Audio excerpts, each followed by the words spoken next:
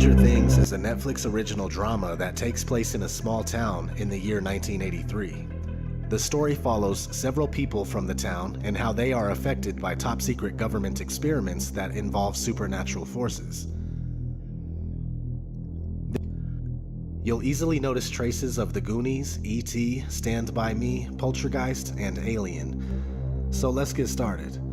The first episode begins at a government laboratory that is also located within the small town, and things seem to have gotten out of hand as some sort of monster is on the loose inside the building. So we are immediately introduced to the supernatural aspect of this story. Next, we meet the boys that the story centers around: Dustin, Lucas, Mike, and Will. They enjoy playing Dungeons and Dragons. One night after playing, the boys take off and go their separate ways. Will rides his bike through the woods, passing by Hawkins' laboratory. He ends up having a run-in with the monster that seems to have escaped from the government facility and vanishes without a trace.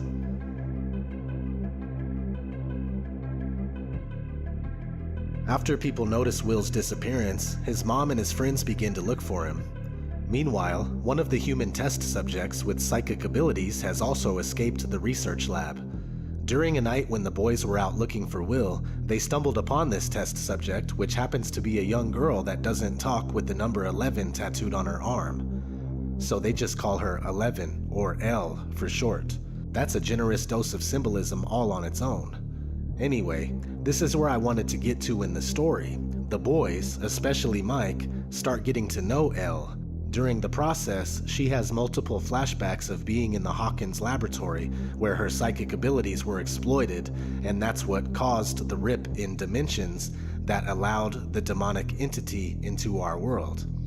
Now, what's interesting about all this is that it's based on a true story. The Montauk Project. The Montauk Project was a series of secret United States government projects conducted at Camp Hero and/or Montauk Air Force Station on Montauk, Long Island. It was secretly developing a powerful psychological war weapon. The Montauk Project is a continuation of the controversial Philadelphia experiment, which took place around October 28, 1943. A report was prepared and presented to Congress and was soundly rejected as far too dangerous. So a proposal was made directly to the Department of Defense promising a powerful new weapon that can drive an enemy insane, inducing the symptoms of schizophrenia at the touch of a button. Without congressional approval, the project would have to be top secret and secretly funded. The Department of Defense approved. The U.S. Air Force had a decommissioned base at Montauk, New York, not far from Brookhaven, which had a complete SAGE radar installation. This site was large and remote, and water access would allow equipment to be moved in and out undetected. Equipment was moved to Camp Hero at the Montauk base in the late 60s and installed in an underground bunker beneath the base. According to researchers, to mask the nature of the project, the site was closed in 1969 and donated as a wildlife refuge, with the provision that everything underground would remain the property of the Air Force. Although in reality, the base remained open until the 1980s. The park has never been opened to the public under the excuse of environmental contamination. Many dedicated researchers claim that the experiments became fully active in the early 1980s. Between the Philadelphia experiment in the 1940s and the Montauk Project in the 1980s, numerous trials were conducted to do with telekinesis, teleportation, remote viewing, time travel, and of course, MK-Ultra mind control. Thousands of kids died in this program out of fear. They were scared to death. I mean, I have no reason to lie about any of this, and anybody that doesn't believe it, they're gonna think we're all crazy anyway. It really doesn't matter to me, and I don't really care. Approximately 120 miles east of New York City rests the small and remote town of Montauk. Its name was inherited from the Montauk Indians, who were settlers of the land for over 4,000 years. From as far back as the Revolutionary War, it was a place of interest for military forces. A place of comfort and happiness for most who visit, but there are others who claim that Montauk is the place where unimaginable horrors occurred. Above the seemingly perfect American small town, lurks the AN-FPS-35 radar tower, a 70-ton relic of United States Air Force history. On official record, Camp Hero, which was originally Fort Hero, was built in 1942.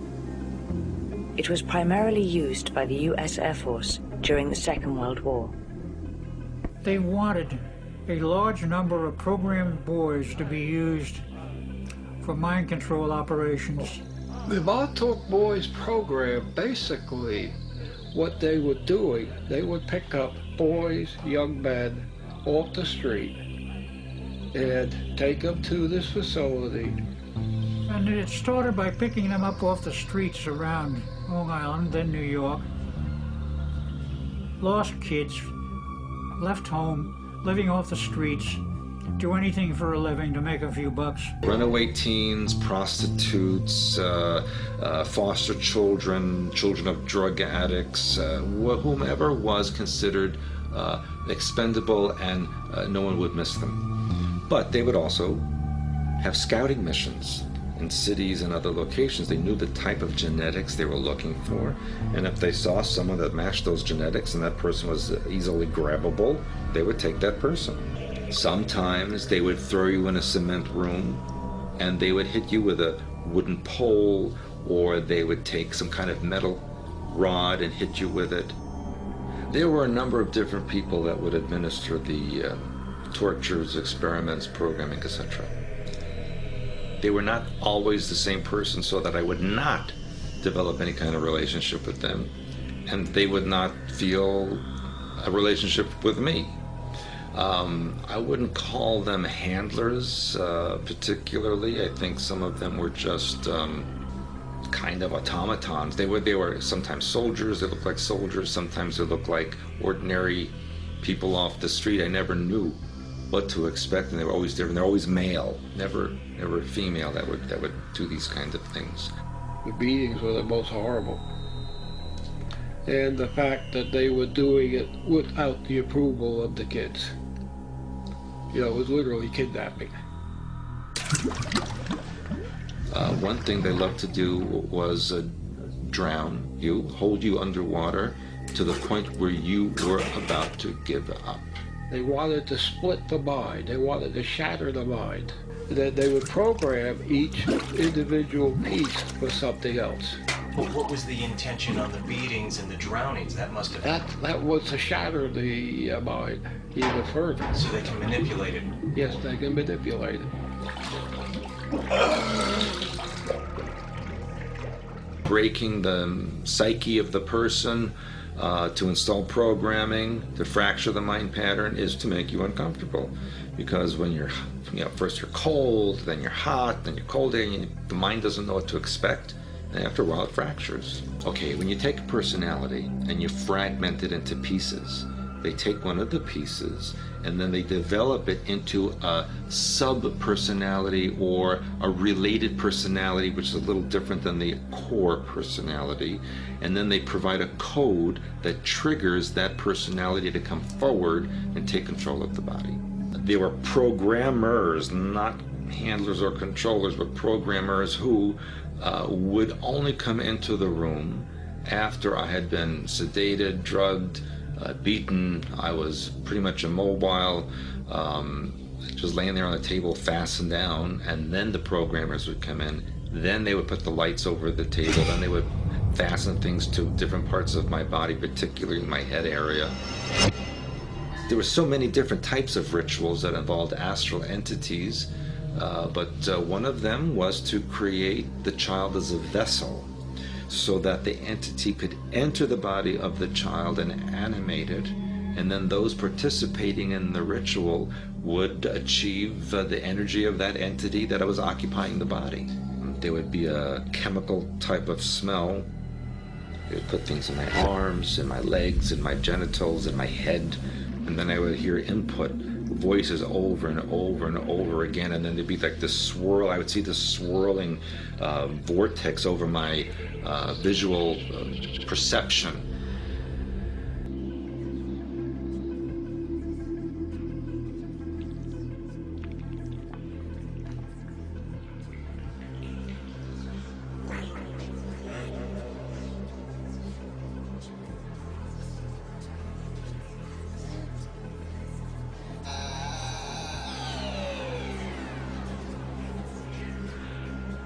would get to a point where you just didn't even care anymore because you couldn't even feel the pain anymore. I think that was a form of dissociation. And that's what they wanted. They wanted you to dissociate, fracture the mind. That's how the programming begins. I did see a couple of their sessions. It was disgusting, made me sick.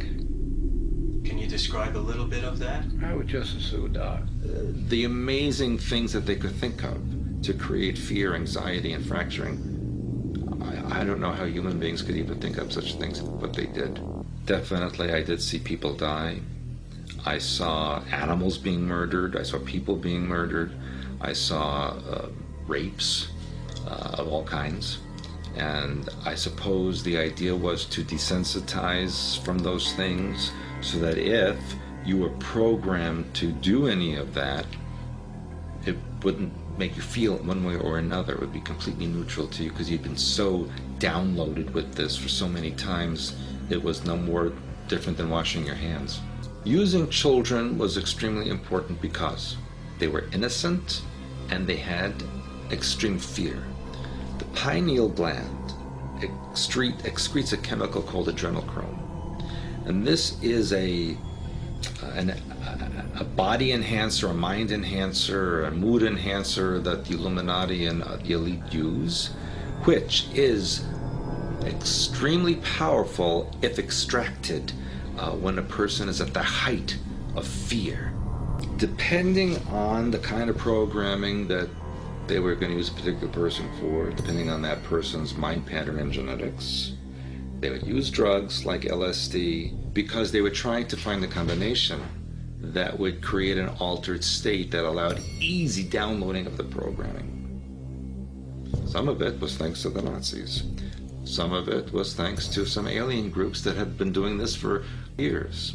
When they take a child who is more afraid than an adult in most situations, and they bring them to a state of extreme fear, and at that moment, they sacrifice them, then they immediately extract the adrenochrome from the pineal gland, and that was more valuable to them than gold. It was set out, put back in the public as like Manchurian candidate soldiers. They could be activated at any time. And we figure there's at least 100,000 of them done around the country. Nobody was sure of exactly what the Montauk boys trained for. Many of them were used as spies, like Mata Hari, except he was a male. And that was a major part of the program. There's another major part of the program which was swept under the rug, was a lot of the kids were psychic, and they descended on this and trained them as psychics to engage in psychic warfare, and this is where some of the problems have come from in the military since. An insidious alien lineage, disguised as human beings, which they refer to as the Illuminati, has covertly enslaved the human race since its inception. The Swerdlows further claim that the Illuminati control our thoughts, partially by poisoning our food and water supply.